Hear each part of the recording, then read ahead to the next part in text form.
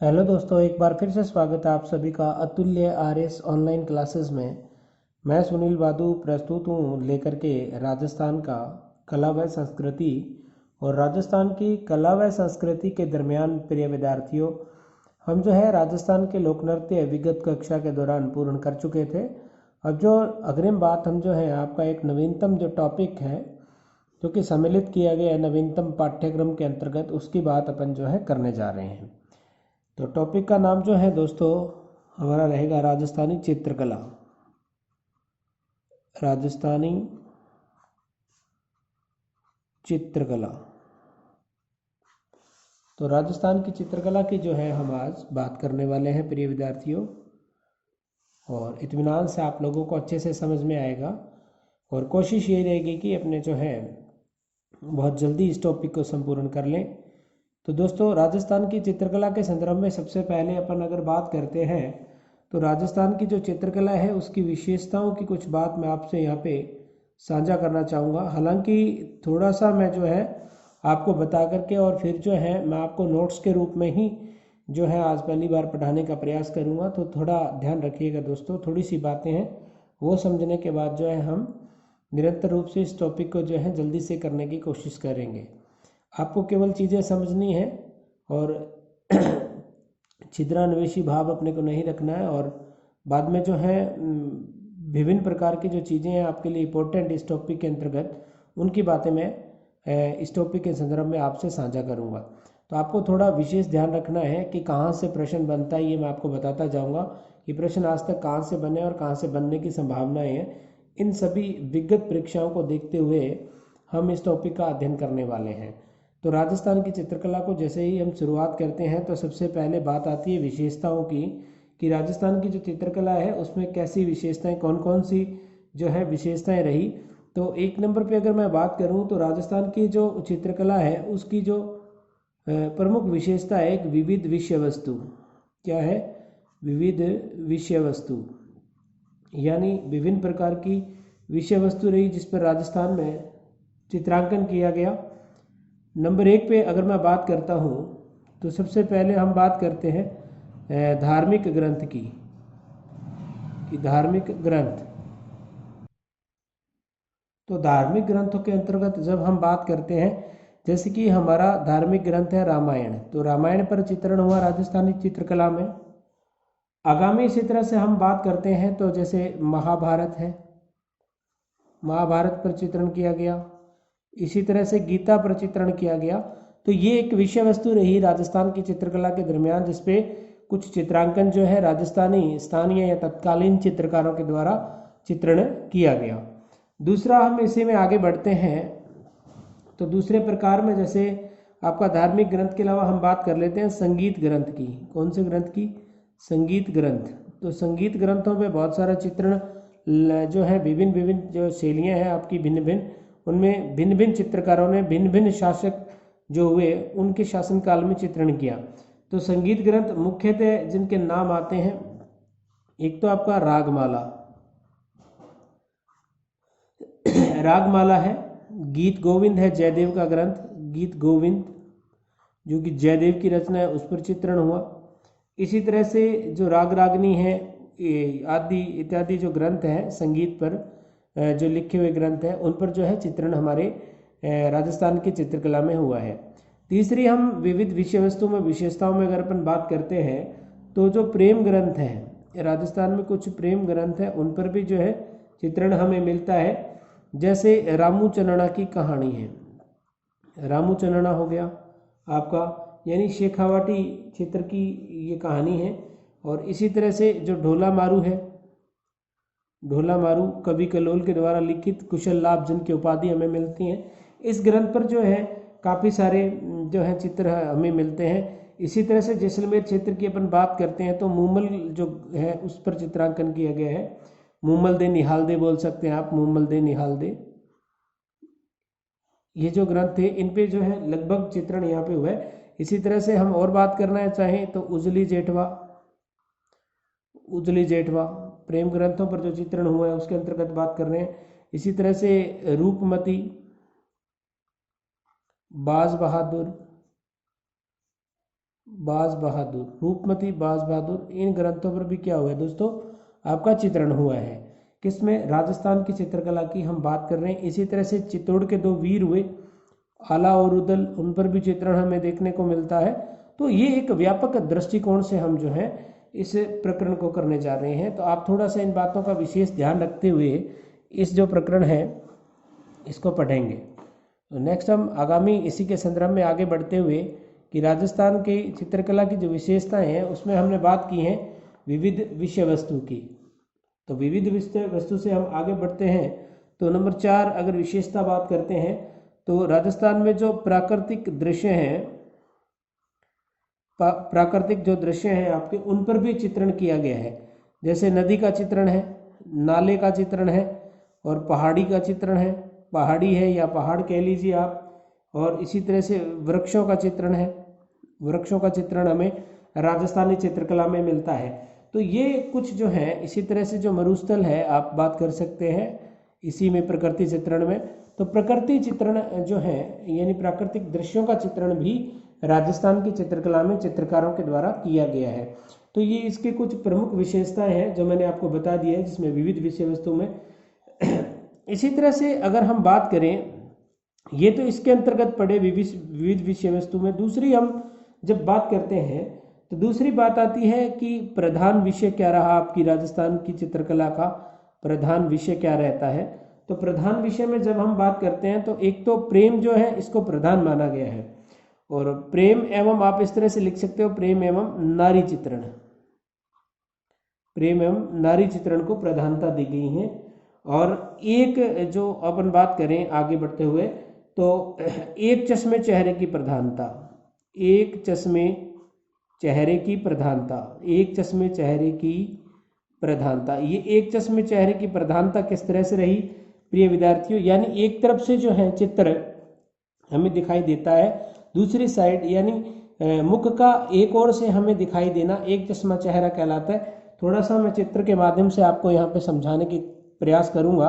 हालांकि मैं चित्रकार इतना अच्छा हूँ नहीं, फिर भी साम्यता स्थापित कीजिएगा अपनी मनोवर्ती से, थोड़ा सा सामंजस्य स्थापित कर करके भावनाओं की कदर कीजिएगा, भावनाओं को समझिएगा। चित्रकारी इतना अच्छा नहीं हो। इस तरह से आप यूँ देखेंगे कि एक चश्मा चेहरा, यूँ इस तरह से चित्र हमको मिलते हैं।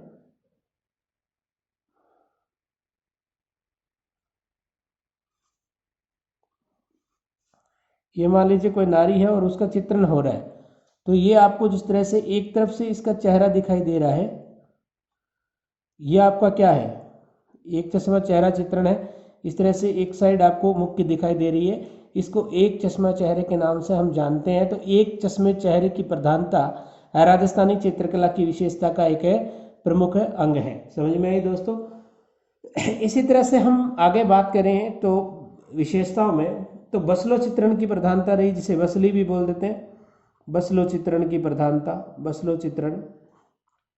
तो बसलो चित्रण की प्रमुखता रही। बसलो चित्रण का मतलब है कि कागज के बॉर्डर पर, कागज के बॉर्डर पर चित्रण, कागज के बॉर्डर पर चित्रण। ये किस तरह से होता है दोस्तों, कागज पे कागज रख करके यूँ इस तरह से आप देखोगे कि ये कोई चित्र बनाया जा रहा है, तो यहाँ बीच में तो ये अंकन होगा, किसी तरह का कोई चित्र यहाँ पे बना दिया जाएगा। और ये जो आपको साइडें दिख रही है इसको बोलते हैं हम बॉर्डर। तो यहाँ पर जो चित्रांकन होता है इसको हम बसलो के नाम से जानते हैं। किस नाम से जानते हैं, जब अलवर चित्रकला शैली की हम बात करेंगे उस दौरान बसलो चित्रण की हम बात करेंगे। समझ में आए दोस्तों। तो अलवर की ये प्रमुख विशेषता है, अलवर चित्रकला शैली की प्रमुख विशेषता रहेगी, जो कि ढूंढाड़ स्कूल के अंतर्गत हम पढ़ने वाले हैं।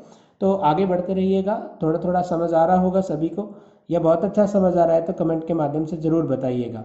जब आपके कमेंट आते हैं तो बहुत अच्छा लगता है। इसी तरह से जो है हम आगे बढ़ते हैं।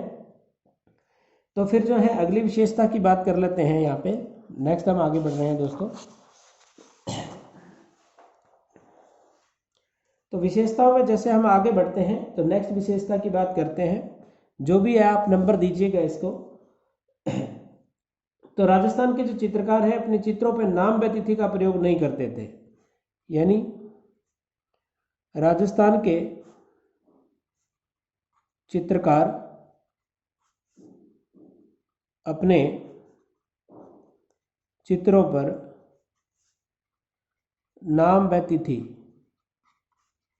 तिथि का प्रयोग नहीं करते थे। समझ में ही दोस्तों। तो राजस्थान के चित्रकार क्या नहीं करते थे? राजस्थान के चित्रकार अपने चित्रों पर नाम और तिथि, यानी चित्र बना करके उसके पीछे ना तो अपना नाम लिखते थे और ना ही तिथि का अंकन करते थे। ये भी एक प्रमुख विशेषता रही है। लेकिन इस पे अपने को एक बात यहाँ पे ध्यान रखनी है, नोट लगा करके आप लिखिएगा।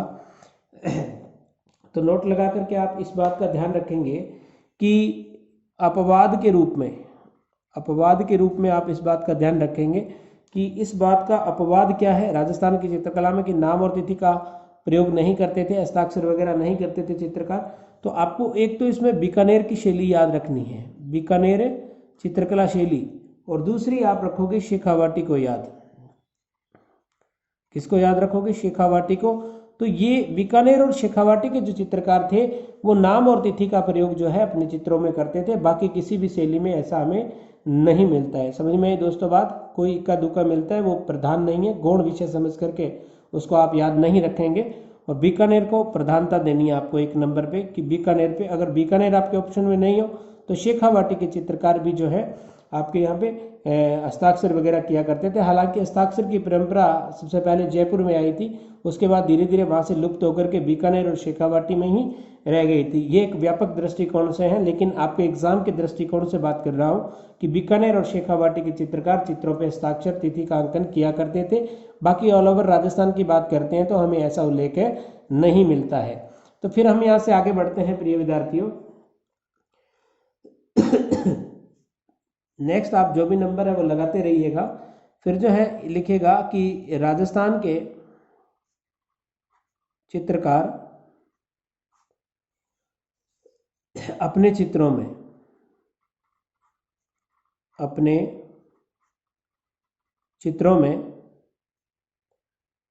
रेखाओं का प्रयोग नहीं करते थे। किसका? रेखाओं का प्रयोग नहीं करते थे।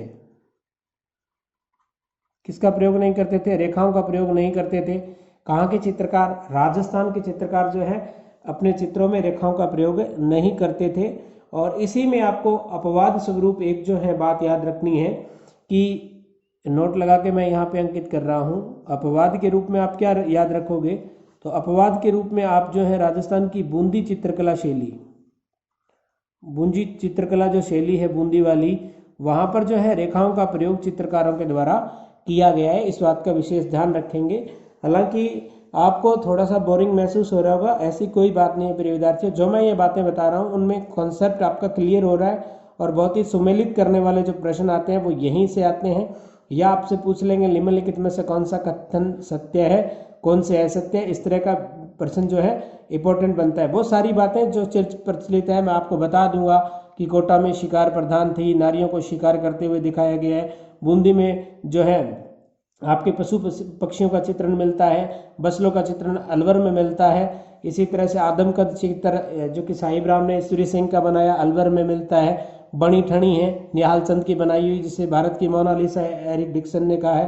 फ्याज अली भी उनके साथ थे, निहाल चंद, नागरीदास, सावन सिंह, ये सारी बातें इत्मीनान से 10 वैकालिक सूत्र चूड़नी, अर्धनियुक्तिवर्ती, ठीक है। तो ये सारी बातें हम प्राचीन ग्रंथ नवीनतम 1260 में तेज सिंह का काल, श्रावक प्रतिक्रमण सूत्र चूर्णी, मेवाड़ चित्रकला का पहला चित्रित ग्रंथ, उनकी बातें हम कर लेंगे दोस्तों। वो फैक्चुअल प्रश्न है, लेकिन जब कंसेप्ट से प्रश्न आता है तो वहाँ पे हमें दिक्कतें महसूस होती है कि एक्चुअल में वो हमसे पूछना क्या चाह रहा है और हमें जवाब में क्या लिखना है उसके। तो इन बातों का विशेष ध्यान रखते हुए इस बात का ध्यान रखेंगे कि राजस्थान की जो चित्रकला है इसकी विशेषताओं की हम चर्चा यहाँ पे कर रहे हैं। इसी तरह से जो अगली विशेषता की बात करूँ तो एक तो सामंती जो प्रथा है, सामंती प्रथा का चित्रांकन मिलता है राजस्थान की चित्रकला में। और इसी तरह से दरबारी जीवन क्या मिलता है? दरबारी जीवन की कुछ झांकियां हमें इन चित्रों में देखने को मिलती हैं। जब आप राजस्थान में जूनागढ़ दुर्ग में जाएंगे, जो कि बीकानेर में जिसे राती घाटी का किला या जमीन का जेवर कहा जाता है, राय सिंह ने 1590 में इसका निर्माण करवाया था, वहां पर आप देखोगे तो एक मिसल, मिसल समझते हो दोस्तों, मिसल दरबार में पंक्ति बैठने का तरीका मंत्रियों का मिसल कहलाता था। तो दरबार लगा हुआ है और गंगा सिंह जी की फोटो आपको वहाँ पे मिलेगी मिसल के रूप में, यानी दरबार लगा हुआ है। इसी तरह से राय सिंह की फोटोज भी वहाँ पे मिलेंगे आपको। तो उन बातों को जो है सामंती जीवन की प्रधानता थी, दरबारी जीवन की प्रधानता रही, इसके चित्र जो है हमें राजस्थान की चित्रकला में मिलते हैं। इन बातों का विशेष ध्यान रखते हुए अपने को पढ़ना है। इसी तरह से अगर बात करूं मैं तो गहरे चटकीले रंग, गहरे चटकीले रंग, गहरे चटकीले रंगों का जो प्रयोग है राजस्थान में किया गया है। तो रंगों का समायोजन में आप याद रखेंगे कि 3 रंग है, लाल, पीला और हरा, इनको याद रखेंगे। तो लाल रंग जो है मेवाड़ चित्रकला शैली में जब आपसे पूछे तो लाल रंग को प्रधानता देनी है। हालांकि आपके उसके साथ पीला भी दिया हुआ मिलेगा, तो पीले रंग का भी प्रयोग मेवाड़ शैली में हुआ है, लेकिन प्रधानता आपको किसको देनी है, लाल रंग को। किस में देनी है, मेवाड़ की जब बात आएगी। और इसी तरह से पीले रंग की जब बात आए तो मारवाड़, मारवाड़ में भी लाल पीला दोनों मिलेंगे, लेकिन आपको प्रधानता किसको देनी है, मारवाड़ को। और लाल पीला हरा आ जाए तो जयपुर शैली आपको करना है, और हरा रंग विशेषता जो है जयपुर वाली शैली में ज़्यादा प्रधानता लिए हुए हैं। इस बात की साम्यता जो है आपको स्थापित करनी है कि लाल, यानी मेवाड़ के जो शासक थे वो लाल आंखें हमेशा ही रखते थे मुगलों के प्रति, और जो है पीले वस्त्र यानी कौन नाथ लोग पहनते हैं, तो महामंदिर जोधपुर यानी मारवाड़ क्षेत्र में संत हुए थे वो पीले या भगवे वस्त्र रखते थे इस तरह के, तो मारवाड़ का आपको याद रह जाएगा। और जयपुर के ज़्यादा अच्छे संबंध जो है मुगलों के साथ थे, तो आपको पता है कि मुस्लिम संप्रदाय में हरा रंग अच्छा पवित्र माना जाता है, तो हरे रंग की साम्यता आप जो है जयपुर से स्थापित इस तरह से रख सकते हैं। तो आपको मैं भी इस तरह से याद करने में थोड़ी आसानी होगी, तो आपको ये बातें थोड़ा सा याद रखते हुए अपने को पढ़ना है।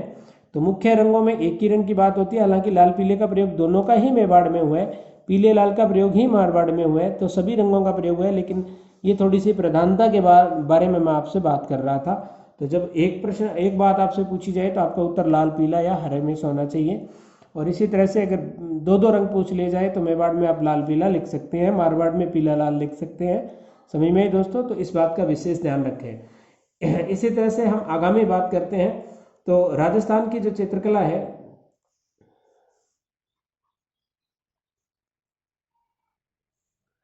तो इसी तरह से जैसे हम आगे बढ़ते हैं तो बात करते हैं राजस्थान की चित्रकला के संदर्भ में कि राजस्थान की जो चित्रकला है उस पर गुजरात शैली का प्रभाव पड़ा। आप सभी को विदित है इस बात का कि गुजरात का प्रभाव पड़ा, और गुजरात में ये पहले जो है महाराष्ट्र से आई थी, और कुछ प्रभाव कांगड़ा शैली का भी राजस्थान की चित्रकला पे माना जाता है। तो इन बातों का हम ध्यान रखते हुए अध्ययन करेंगे। तो सबसे पहले हम बात करते हैं कि राजस्थान की जो चित्रकला है वो गुजरात से होते हुए सर्वप्रथम मेवाड़ राज्य में आई थी। इस तरह से जब हम भारत की बात करते हैं तो ये देखिएगा प्रिय विद्यार्थियों, चित्रकार अच्छा नहीं हूँ, लेकिन फिर भी आप जो है साम्यता स्थापित कीजिएगा।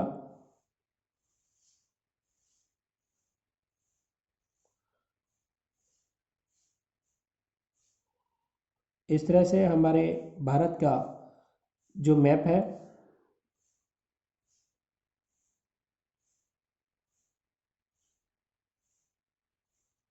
इस तरह से भारत की बात जब हम करते हैं तो यहाँ पर जो है आपका गुजरात राज्य है।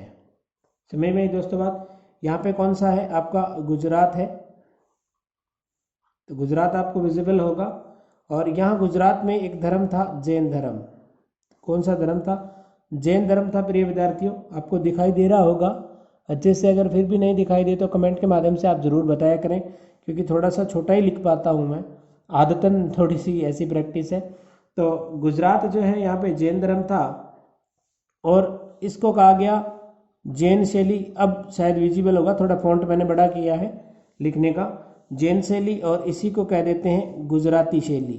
क्या कह देते हैं, गुजराती शैली। समझ में आई दोस्तों, तो इसको हम गुजराती शैली के नाम से भी जानते हैं। फिर जो है हम बात करते हैं यहाँ पर, ये जो दक्षिण भारत है, यहाँ पर औरंगाबाद जो है, दक्षिण भारत में औरंगाबाद जो कि महाराष्ट्र में है, ये महाराष्ट्र है आपका, महाराष्ट्र वाला एरिया है। और यहाँ पे हम बात कर रहे हैं औरंगाबाद की। किसकी बात कर रहे हैं दोस्तों, औरंगाबाद की बात कर रहे हैं। और यहाँ पर जो है बौद्ध धर्म था। बौद्ध धर्म पर चित्र बने। किस पर बने? बौद्ध धर्म का बोलबाला था, बौद्ध शैली पर चित्र था, चित्रांकन हुआ था। और यहाँ पर कुछ गुफाएं हैं जिन्हें हम अजंता की गुफा कहते हैं। आपने पढ़ा होगा गुप्त काल में, मौर्य काल में गुफाओं के संदर्भ में, खास करके जो है 9, 10, 19 और 26 नंबर जो गुफाएं हैं उनमें जो है बौद्ध चित्रांकन हमें मिलता है। तो ये अजंता की गुफाएं हैं यहाँ पर।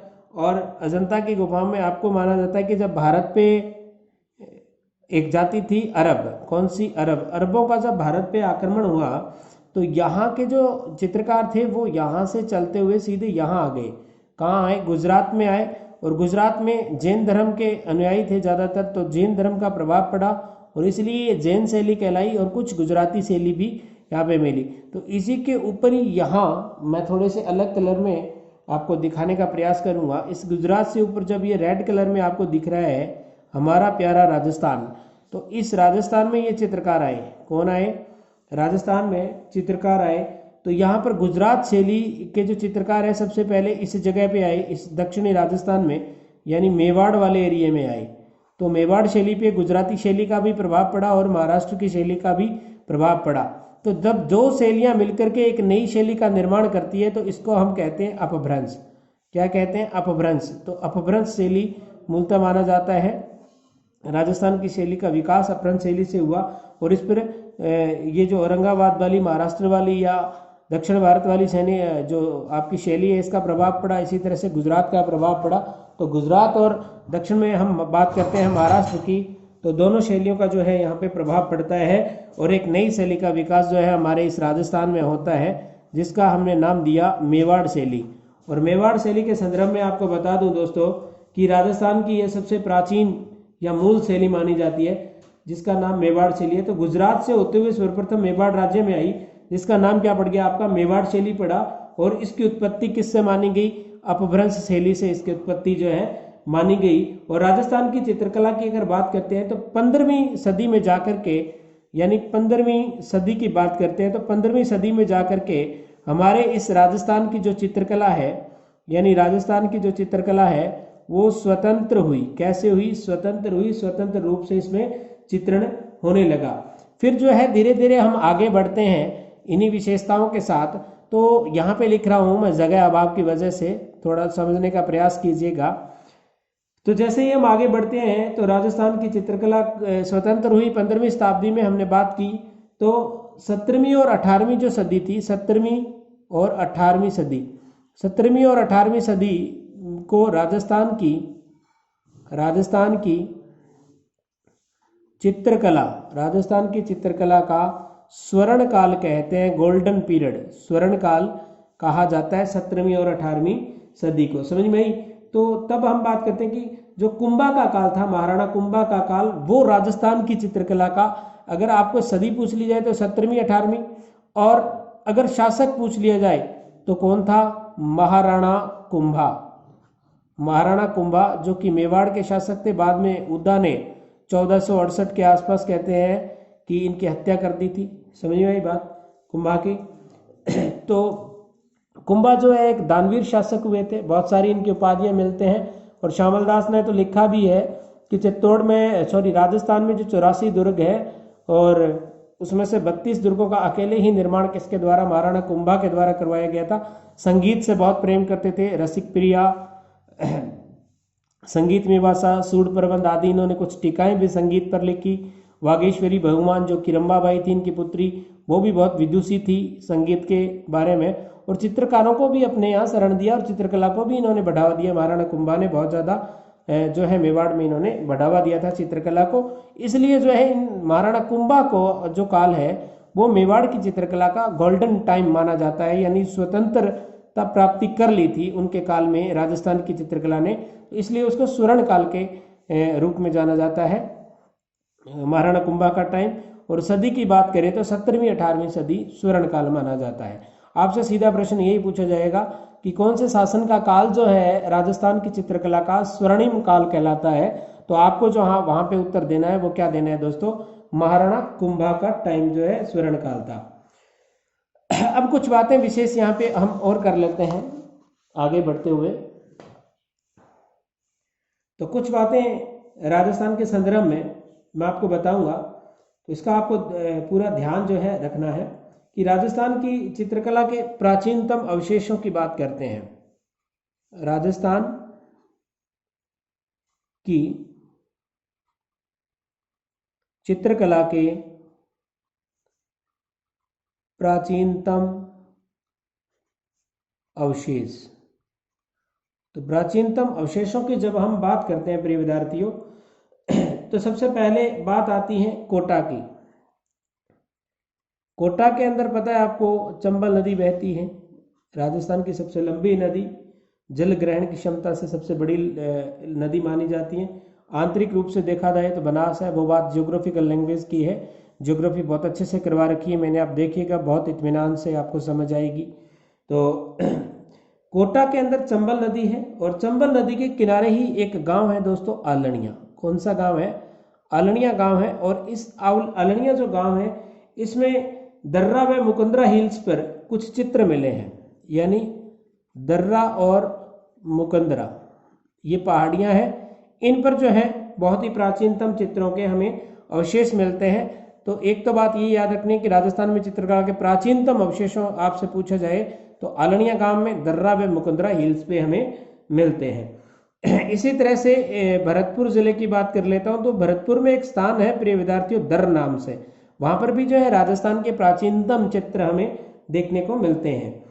फिर जो है अपना जिला है सवाई माधोपुर।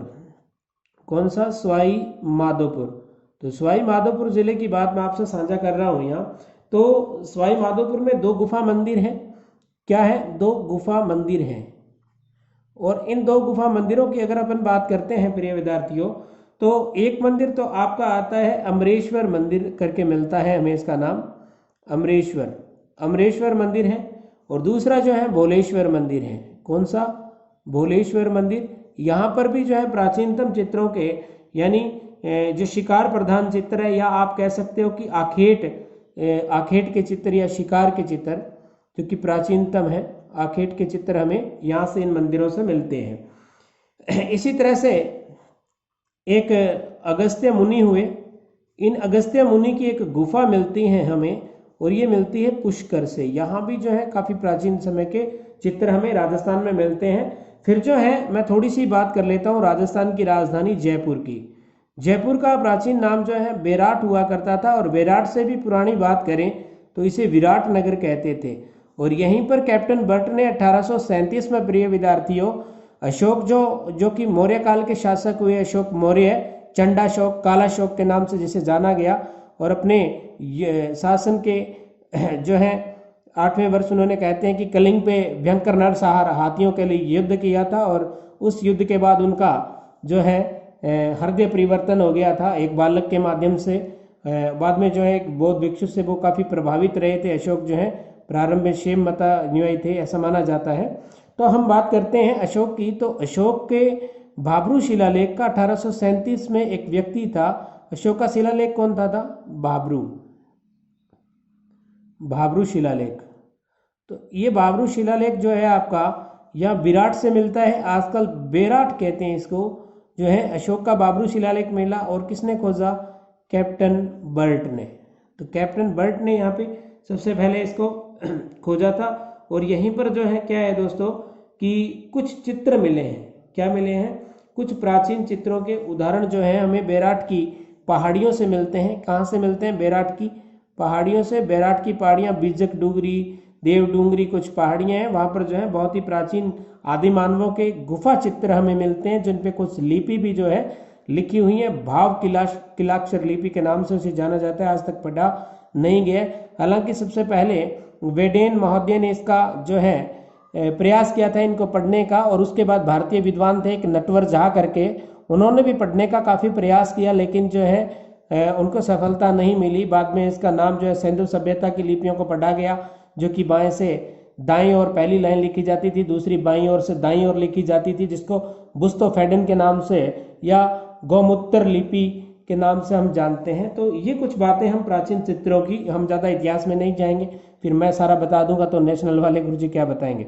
तो उसके बाद अपन आगे बात करते हैं कि कुछ तिब्बती इतिहासकार हमारे भारत के अंदर आए थे। उन्हीं में से एक जो है लांबा तारानाथ का नाम मिलता है हमें, तारानाथ का, जिन्होंने कंग्यूर और तंग्यूर नाम के 2 ग्रंथ लिखे थे। और उन्होंने जो है, ये तिब्बत के थे, तारानाथ तिब्बत के थे, कंग्यूर और तंग्यूर इनके ग्रंथ मिलते हैं, जिसमें इन्होंने सरंगधर, एक व्यक्ति, एक सरंगधर चित्रकार का नाम उल्लेख किया है। सरंगधार चित्रकार का उल्लेख किया है, जो कि मारवाड़ का था। कहाँ का था? मारवाड़ का चित्रकार इसको बताया है सरंगधर को। और किसने उल्लेख किया है? तारानाथ ने। तो ये कुछ प्राचीनतम जो है बातें हमें राजस्थान की चित्रकला के संदर्भ में मिलती हैं। नेक्स्ट हम आगामी बात करते हैं प्रिय विद्यार्थियों। तो इसी तरह से हम आगे बढ़ते हैं दोस्तों। तो आगे जो है इस चित्रकला में हम बात कर रहे हैं राजस्थान की चित्रकला की। और राजस्थान की चित्रकला में हम जो है आगे बात करते हैं कि किस तरह से क्या बातें हुई। तो देखिएगा, एक व्यक्ति हुए आनंद कुमार स्वामी, एक व्यक्ति हुए आनंद कुमार स्वामी। कौन से व्यक्ति हुए जी? आनंद कुमार स्वामी करके एक विद्वान हुए हैं। और सबसे पहले राजस्थान की चित्रकला का जो वैज्ञानिक अध्ययन है, यानी इन्होंने क्या किया, सर्वप्रथम राजस्थान की चित्रकला, राजस्थान की चित्रकला का वैज्ञानिक अध्ययन क्या किया? वैज्ञानिक अध्ययन किया। और ये अध्ययन इन्होंने कब किया दोस्तों? यह अध्ययन इन्होंने किया था 1916 में। कब किया दोस्तों? 1916 में किया। और किस में किया? तो इनकी एक पुस्तक है, आनंद कुमार स्वामी की एक पुस्तक है, जिसका नाम जो है हमें मिलता है दोस्तों राजपूत पेंटिंग्स। क्या मिलता है? राजपूत पेंटिंग्स। तो आप सीधा आप यहाँ पे बात कर सकते हो कि सबसे पहले राजस्थान की चित्रकला का वैज्ञानिक अध्ययन या विभाजन किसके द्वारा किया गया? तो आनंद कुमार स्वामी के द्वारा 1916 में अपनी पुस्तक राजपूत पेंटिंग्स में किया गया। इसी तरह से हम बात करते हैं कर्नल टॉड की, जो कि राजस्थान के इतिहास का पितामह कहा जाता है। राजस्थान शब्द उन्होंने दिया था घोड़े वाले बाबा ने, और राजस्थान के इतिहास का पिता कहा जाता है। इनकी बात जब करते हैं तो द एनाल्स एंड एंटीक्विटीज इन्होंने एक पुस्तक लिखी थी। बाद में इन्होंने जो राजस्थान की चित्रकला है उसको राजस्थानी चित्रकला कहा। क्या कहा दोस्तों? राजस्थानी चित्रकला के नाम से इसे इन्होंने पुकारा है। किसने? कर्नल जेम्स टोड ने। फिर जो है बात करते हैं हम आगे इसी संदर्भ में।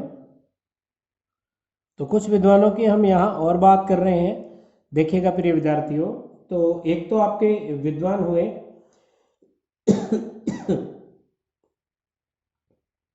राजस्थानी चित्रकला में, एक तो विद्वान हुए गांगुली। कौन से? एक तो गांगुली हुए, और दूसरे विद्वान थे हेवल। कौन से? हेवल या हवेल के नाम से भी इनको जाना जाता है। और तीसरे की मैं बात करूं तो कुमार स्वामी।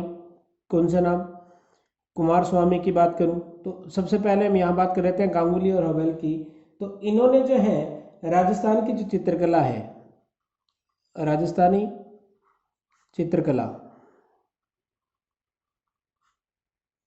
को क्या कहा? तो इन्होंने दोनों ने कहा राजपूत शैली। किस नाम से जाना? राजपूत शैली से इन्होंने इसको पुकारा है। कुमार स्वामी ने भी इनके साथ जो है इनके तरफ का जो है इसके तरफ से साम्यता स्थापित की है, राजपूत शैली ही उन्होंने कहा है। गांगुली और हवेल ने राजस्थान की चित्रकला को क्या कहा? राजपूत शैली के नाम से जाना। फिर जो है एक विद्वान हुए एन.सी. मेहता। कौन से? एन.सी. मेहता करके विद्वान हुए। इन्होंने जो है राजस्थान की चित्रकला को हिंदू शैली कहा। क्या कहा? हिंदू शैली कहा, या अन्य नाम इसको आप यूँ लिख सकते हो, हिंदू चित्रकला कहा। चित्रकला कहा, हिंदू शैली कहा, या हिंदू चित्रकला के नाम से इसे जाना। लेकिन इन्होंने जो है राजस्थान की चित्रकला का जो है वैज्ञानिक अध्ययन स्वतंत्रता के बाद में किया था। स्वतंत्रता के बाद में क्या किया? वैज्ञानिक अध्ययन किया था राजस्थान की चित्रकला पे। किसने? एन.सी. मेहता। तो राजस्थान की चित्रकला के अगर हम आगे बढ़ते हुए बात करते हैं तो राजस्थान की चित्रकला के प्राचीनतम प्रमाण, कुछ प्राचीन चित्रों की हम बात कर चुके हैं, तो प्राचीनतम प्रमाणों की बात कर रहा हूं। चित्रों की बात मैं नहीं कर रहा हूँ, चित्र मैंने बता दिए आपको। प्रमाण हमें कहाँ से मिलते हैं, जो कि हमने अनुभूत किए हैं। तो हमारा जो सोनारगढ़ दुर्ग है जैसलमेर में, आप सभी को विदित है। तो जैसलमेर में जो दुर्ग है, जैसलमेर दुर्ग, जिसे सोनार किला कहते हैं, स्वर्णगिरी के नाम से जानते हैं, सुवर्णगिरी जालोर के दुर्ग को कहते हैं। दोनों में थोड़ी सी भिन्नता है ध्वनि साम्यता की। स्वर्ण और सुवर्ण, ऊ जो है वो आपको जालोर दुर्ग में लेके जाएगा, ऊ की ध्वनि, ऊ स्वर की। तो जैसलमेर दुर्ग की बात यहाँ पे कर रहे हैं। तो इस जैसलमेर दुर्ग के अंदर एक भूमिगत संग्रहालय है, भूमिगत संग्रहालय है। और इस भूमिगत संग्रहालय में प्रिय विद्यार्थियों क्या है कि कुछ प्राचीनतम ग्रंथ मिले हैं। क्या मिले हैं? कुछ प्राचीनतम ग्रंथ मिले हैं। और इन प्राचीनतम ग्रंथों को प्राचीनतम प्रमाण जो है राजस्थान की चित्रकला का माना जाता है। तो पहले ग्रंथ का नाम मैं आपको यहाँ लिख रहा हूँ। एक जो ग्रंथ है वो तो मिलता है हमको और्ध नियुक्ति वृत्ति, और्ध नियुक्ति वृत्ति, समझ में? और्ध ओघ नियुक्ति वृत्ति, समझ में ही बात। और दूसरा जो है वो आपका मिलता है 10 वैकालिक सूत्र चूर्णी, 10 वैकालिक सूत्र चूर्णी के नाम से दूसरा जो ग्रंथ है हमें यहाँ से मिलता है। समझ में दोस्तों, ये जो है दोनों ग्रंथ ऐसा माना जाता है कि ये जो दोनों ग्रंथ है 1060 ईस्वी के आसपास के ग्रंथ माने जाते हैं। और ये 1060 के माने जाते हैं। और एक चित्रकार का नाम मिलता है आलेख पाटिल, आलेख पाटिल करके एक चित्रकार का नाम मिलता है। और आलेख पाटिल के द्वारा ये जो ग्रंथ है वो चित्रित किए गए हैं। और इनमें जो है ज़्यादातर जो चित्र हैं वो जैन धर्म से संबंधित बताए जाते हैं। तो ये एक भूमिगत संग्रहालय है जहाँ जैसलमेर में सबसे प्राचीनतम प्रमाण जो है हमें राजस्थान की चित्रकला के मिलते हैं। तो मैं भी आप लोगों को बहुत अच्छे से समझ आ रहा होगा। और इस जैन ग्रंथालय को जिनभद्र सूरी जैन ग्रंथालय के नाम से भी जानते हैं। और इन ग्रंथों को राजस्थान की चित्रकला का द्वीप स्तंभ की कहते हैं। क्या कहते हैं? राजस्थान की चित्रकला का द्वीप स्तंभ भी कहा जाता है। इन ग्रंथों को राजस्थान की चित्रकला का द्वीप स्तंभ कहा जाता है। और जैन ग्रंथालय होने की वजह से जिनभद्र सूरी जैन ग्रंथालय के नाम से भी इस जैसलमेर दुर्ग के अंदर जो आपका भूमिगत संग्रहालय जिनभद्र सूरी जैन ग्रंथालय के नाम से भी इसको जाना जाता है। तो मैं भी आपको जो है अच्छी तरीके से ये बात समझ में आई होगी। इसी तरह से राजस्थान की चित्रकला का प्रथम जो उपलब्ध चित्र है इनकी बात हम जो है कर चुके हैं। तो उसके बाद हम बात करेंगे श्रावक प्रतिक्रमण सूत्र चूर्णी की। किसकी? श्रावक प्रतिक्रमण सूत्र चूर्णी। ये श्रावक प्रतिक्रमण सूत्र चूर्णी जो है मेवाड़ चित्रकला शैली का, मेवाड़ चित्रकला शैली का चित्र है, चित्रित ग्रंथ है, एक प्रकार से चित्र है। और ये जो है 1261 में बनाया गया था। कब बनाया गया था? 1261 में। और इसके जो चित्रकार थे उनका नाम मिलता है कमल चंद्र। क्या मिलता है प्रिय विद्यार्थियों? कमल चंद्र चित्रकार का हमें नाम मिलता है। तो आपका इसका ध्यान रखना है। और ये कमल चंद्र जो है तेज सिंह के काल में था। किसके काल में था प्रिय विद्यार्थियों? तेज सिंह के काल में था, जो कि मेवाड़ के शासक हुए हैं। तो इन्होंने सबसे पहले इस ग्रंथ को चित्रित करवाया था। किससे? कमल चंद्र से। तेज सिंह का ये काल है। आपको ये विशेष थोड़ा यहाँ पे ध्यान रखने वाली बात है। क्लियर हुई क्या दोस्तों बात? मैं भी आपको अच्छा लग रहा है? अगर बहुत अच्छा लग रहा है तो आप कमेंट के माध्यम से मुझे जरूर जो है अवगत कराएं कि हमें कैसा लग रहा है पढ़ करके। इन विद्वानों की हमने बात की कि गांगुली हवेल राजस्थान, इन्होंने राजस्थानी चित्रकला को राजपूत शैली का, एनसी मेहता ने हिंदू शैली या हिंदू चित्रकला का, जो कि स्वतंत्रता के बाद का अध्ययन है। और सबसे पहले मैंने आपको ये बताया कि आनंद कौर स्वामी ने 1916 में अपनी पुस्तक राजपूत पेंटिंग्स में राजस्थान की चित्रकला का सबसे पहले वैज्ञानिक अध्ययन किया था। और इसी तरह से हम एक और विद्वान की बात कर सकते हैं। एक विद्वान हमें मिलते हैं रामकृष्ण दास के नाम से, जिन्होंने राजस्थान की चित्रकला को राजस्थानी चित्रकला कहा है। तो राजस्थानी चित्रकला एक तो कर्नल जेम्स टोड ने कहा, एक रामकृष्ण दास भी आप यहाँ पे लिख सकते हो, रामकृष्ण दास के द्वारा भी ऐसा कहा गया। हालांकि यह प्रश्न आपसे पूछा नहीं जाएगा। इंपॉर्टेंट प्रश्न आपका यहाँ से बनता है कि वैज्ञानिक विभाजन सबसे पहले किसके द्वारा किया गया और किस पुस्तक में किया गया। तो इस बात का आप विशेष ध्यान रखें।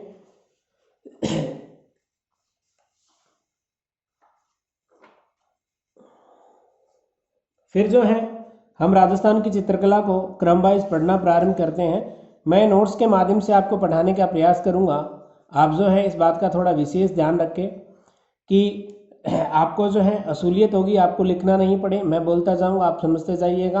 आपको जब भी नोट्स की आवश्यकता हो तो बहुत अच्छे से नोट्स मेरे बनाए हुए हैं, कोई दिक्कत नहीं है। नोट्स मेरे को जो भी मिल जाए मैं उसी के माध्यम से आपको समझाने का प्रयास करता हूं।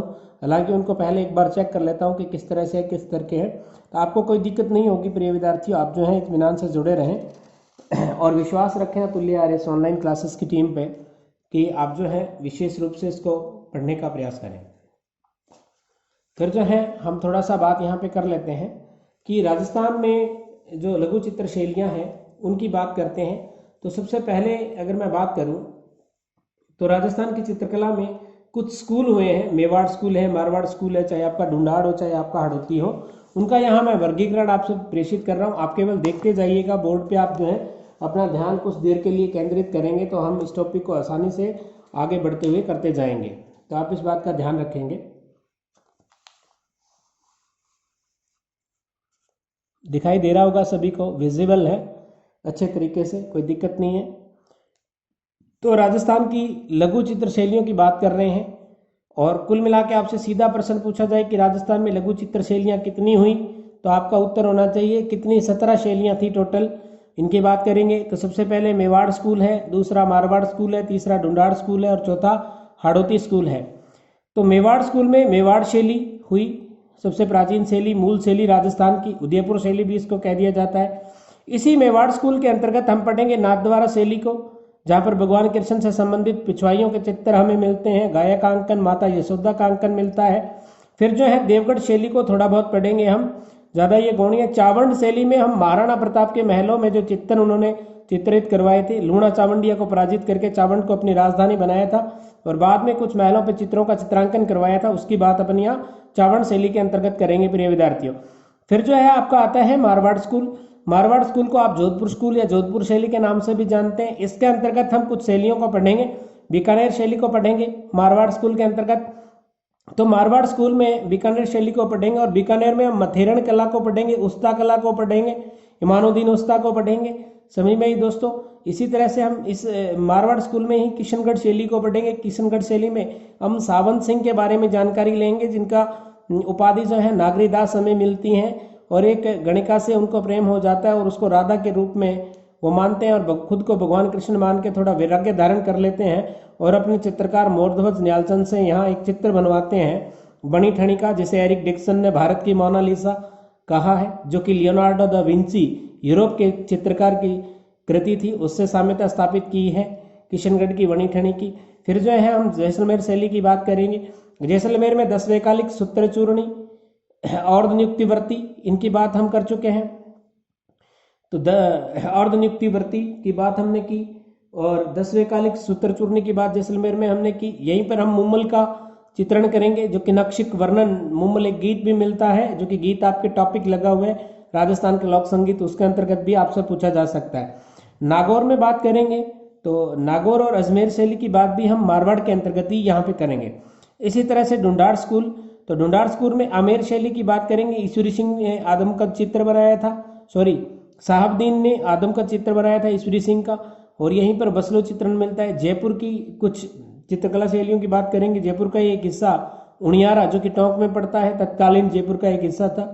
अलवर शैली की बात करेंगे, बसलो चित्रण यहाँ पे हमें मिलता है।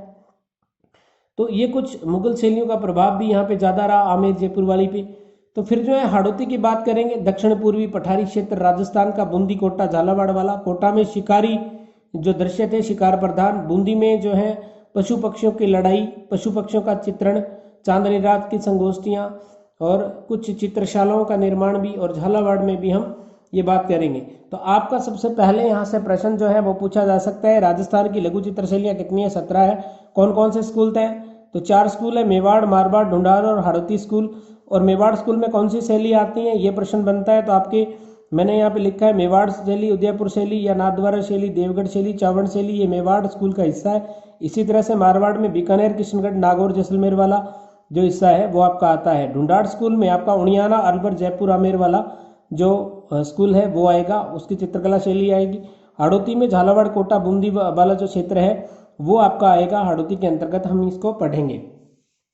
फिर जो है राजस्थान की चित्रकला के प्रमुख जो संस्थान है उसकी बात कर लेते हैं। तो सरस्वती भंडारण जो है आपका संस्थान है एक, जहाँ पे चित्रित चित्रों से संबंधित कार्य किया जाता है, ये उदयपुर में है। और इसी तरह से पोथीखाना जयपुर में है, मान प्रकाश पुस्तकालय मेहरानगढ़ दुर्ग में है, मान सिंह के द्वारा स्थापित है, जोधपुर के शासक हुए हैं मान सिंह, और जोधपुर में है मान प्रकाश पुस्तकालय। जिनदत्त सूरी जैन भंडार सोनार दुर्ग में, जैसलमेर दुर्ग में, जो कि भूमिगत है, जिसमें मैंने बात की 10 वैकल्पिक सूत्र चूड़ने की और अर्ध नियुक्ति व्रति की, तो वो हम यहाँ पे पढ़ेंगे। फिर जो है भंडारण के जो प्रमुख संस्थान है उसके अलावा कुछ प्रमुख संस्थाएं हैं। तो जोधपुर में 2 प्रकार की, एक तो चितेरा और एक है धोरा। चितेरों को ओबरी भी कहा जाता है, इसकी बात हम डिटेल में करने वाले हैं। फिर जो है भीलवाड़ा में कुछ चलता है, अंकन प्रकार की संस्थाएं यहाँ पे चलती हैं, अंकन जिनको कहा जाता है। उदयपुर में एक तो तुलिका कारागार परिषद है और एक टकमण 28 को हम पढ़ने वाले हैं। जयपुर में जो है आपका रचनात्मक कलश हो गया, आयाम है, कलाव्रत है, पैग है, इनकी बात हम जयपुर के अंतर्गत करेंगे दोस्तों। इसी तरह से रंग समायोजन की बात हम कर चुके हैं, लेकिन फिर भी मैं यहाँ पे आपको दर्शाना चाहूँगा रंग समायोजन के बारे में कि मेवाड़ और उदयपुर शैली की पीला रंग और लाल रंग प्रधानता पूछी जाए तो लाल रंग की थी, मैंने पहले ही बताया आपको।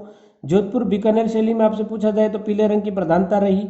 आमेर शैली में प्राकृतिक रंगों का प्रयोग किया गया, हरमच है, गेरू है, कत्थई रंग है, इनकी जो प्रधानता है किसमें रही, आपकी आमेर शैली में रही। ढूंढार शैली जयपुर शैली के नाम से जानी जाती हैं, इसमें लाल, पीला और हरे रंगों का जो है सामंजस्य स्थापित किया गया है। प्रधान रंग पूछा जाए तो आपका हरे रंग को विशेषता देनी है, यहाँ पे आपको लाल, पीला और हरा तीनों का सामंजस्य हालांकि ढूंढार या जयपुर शैली में आपको मिलता है।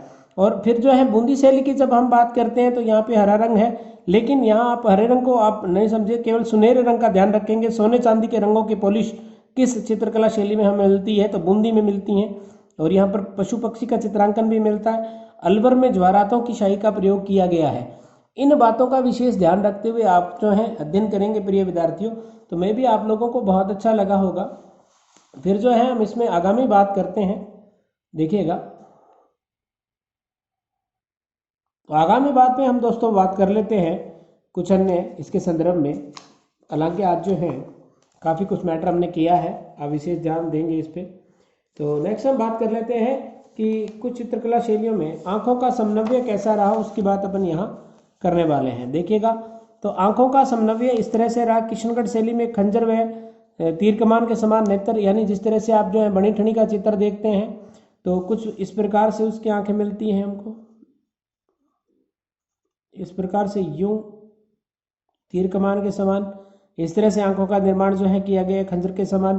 तो है जोधपुर शैली में बादाम के समान आपको आंखें मिलेगी। कोटा और बूंदी शैली में आम के समान नेत्र, ये विशेषताएं हैं भिन्न भिन्न जो आपकी शैलियाँ हैं उनकी। जयपुर शैली में मछली के समान नेत्र हैं और नाथद्वारा शैली में हिरण और गाय के समान नेत्र, गवाक्ष के समान नेत्र। इस तरह का प्रश्न पूछा गया था कि गवाक्ष बोलते हैं गऊ की आंख को, गाय की आंख को। गवाक्ष खिड़की को भी बोलते हैं, एक पर्यायवाची है। वातायन हो गया, खिड़की हो गया, ये गवाक्ष के सभी पर्यायवाची हैं। समझ में आई दोस्तों बात। तो गवाक्ष के समान आंखें, इस तरह का प्रश्न पूछा हुआ है। तो नाथद्वारा शैली में गाय के समान आंखों का, नेत्रों का चित्रण किया गया है। तो इसी क्लास के साथ जो है आपको अच्छे से समझ आया होगा। मैं सुनील भादु अतुल्य आरएस ऑनलाइन की तरफ से आप सभी से इजाज़त चाहूँगा। तब तक के लिए जय हिंद, जय भारत।